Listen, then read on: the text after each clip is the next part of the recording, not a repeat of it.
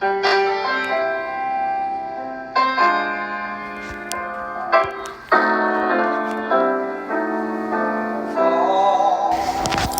the course of human events, within the course of pandemic time, it becomes necessary to become nostalgic.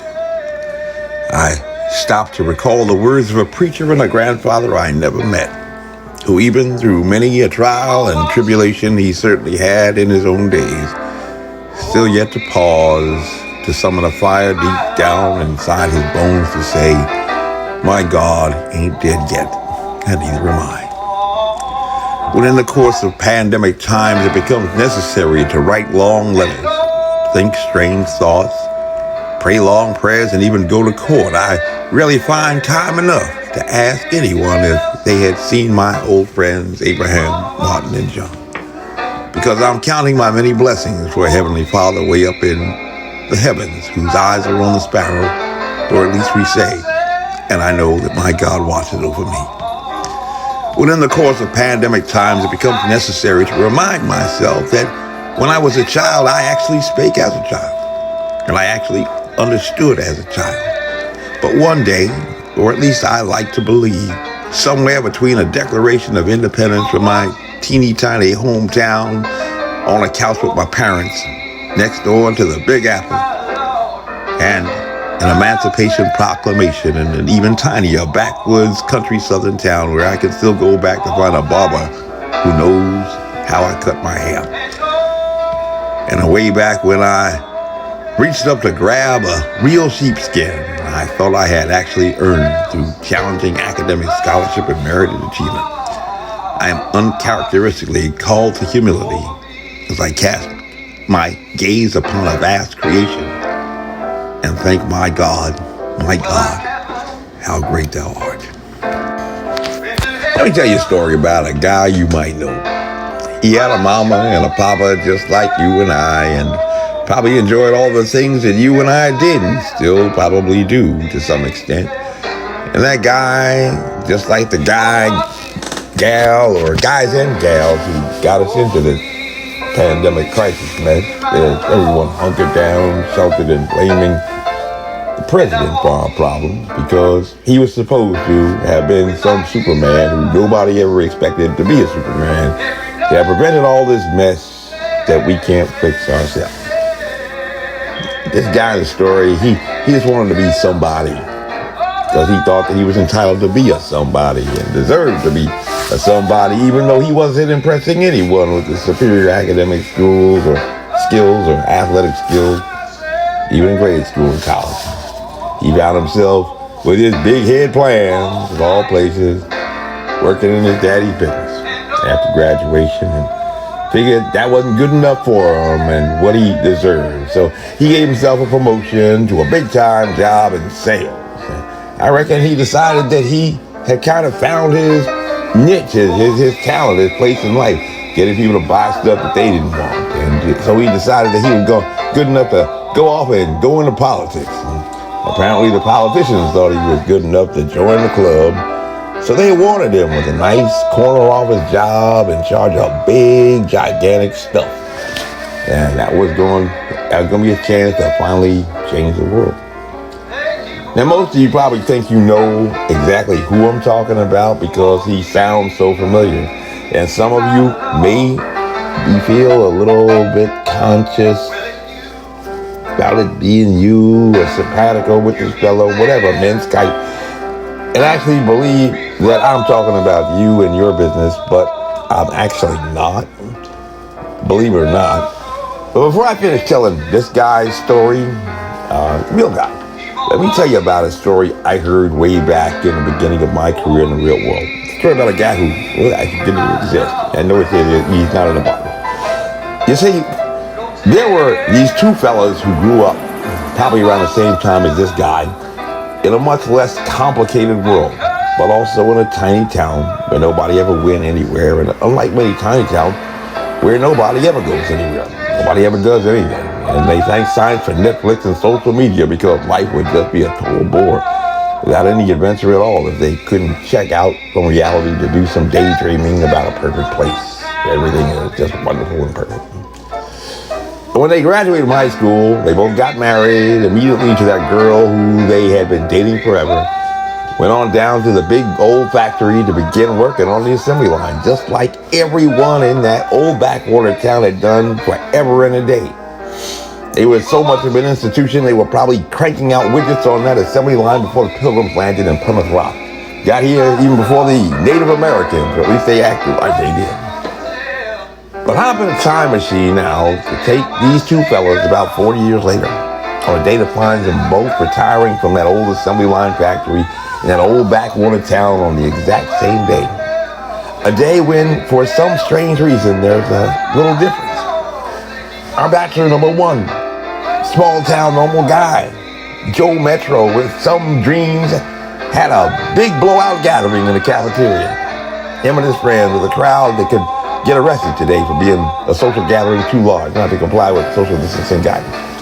They were a whole bunch of roasts, and he had humbly accepted his gold-plated watch chef and given a speech to his homies.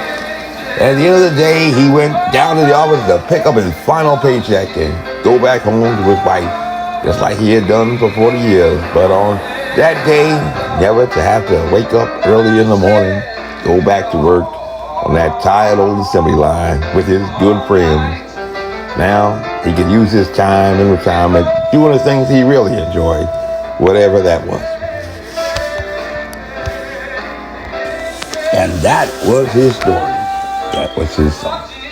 Praising himself all the days. His life story forever and ever. Amen. How about the other guy, bachelor number two? I reckon he probably stopped by the gold plate watch retirement ceremony party, at least to say hi to some folks he had to know in a tiny backwater town. But that guy was probably still at work, turning out the lights, making sure that everything was all prepared for tomorrow. Probably writing little notes so everyone could know where things were when he was gone forever. Full of himself, one might say. Locking up the building when bachelor number one was picking up his last paycheck. Turning out the lights. Yeah, but after he finished his long day, he had to go back home to grab the wife, put on his best tuxedo, maybe a little cologne, head off to the big hotel downtown for a big banquet, receive the key to the city. Yeah, bachelor number two didn't do too badly for himself either. May have arrived at the assembly line on the same day as bachelor number one. Had the same old life and expectations on that first day of orientation at the plant.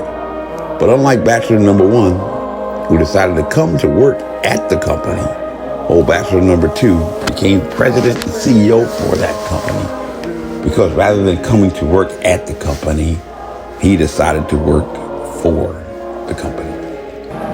And for whatever reason, that story seems to find some resonance with persons engaged in covert worlds inside a puzzle palace who have probably figured out through analysis and deduction who the main character in this story really is. There is a spoiler alert if you missed it. Our guy was a young man named Adolf Eichmann, who landed a big logistics job with the Nazi Party. We had arrived on the scene to make everything perfect for everybody, but filled with guys like old Eichmann who wanted to take a little bit for themselves and be somebody for themselves. And somehow Eichmann was able to escape when the war was over and escape the Nuremberg trials. Was actually able to make his way all the way to South America for 15 years out of the way of history. But the December after John Kennedy told the nation not to ask what their country could do for them, but for what they could do for their country. Eichmann was sitting inside a big glass in a courtroom to protect himself from the war, and armed with savvy attorneys to try to find some technicality to excuse him for his part in what was called by that court crimes against the Jewish people, crimes against humanity, and war crimes 15 years before. And in a 227-page report, opinion that mentions the word order over 300 times. He was still trying to escape responsibility by being clever, asking the prosecution to define what it meant to follow orders.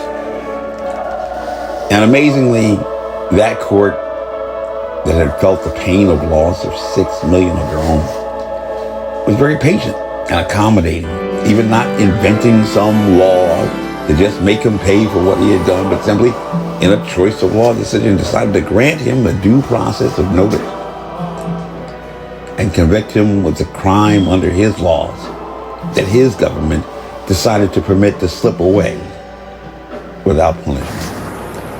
And even after he was convicted, in all fairness, fair trial, witnesses, and everything that he might have wanted, they still let him have his appeal to present his best argument again why he should not be held accountable for the crimes that he was very, very happy to accept the benefits for, but unwilling to pay the cost.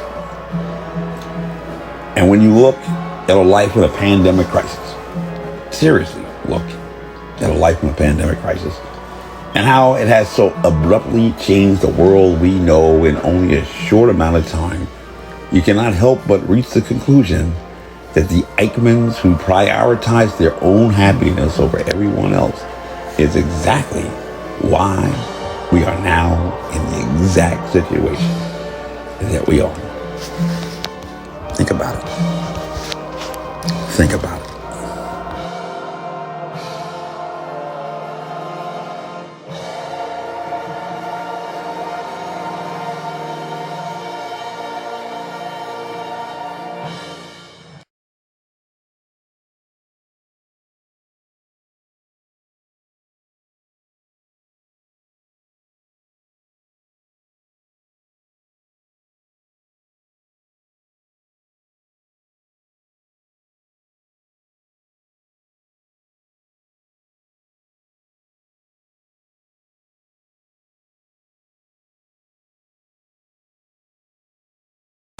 This advertisement was authorized by Mike Webb.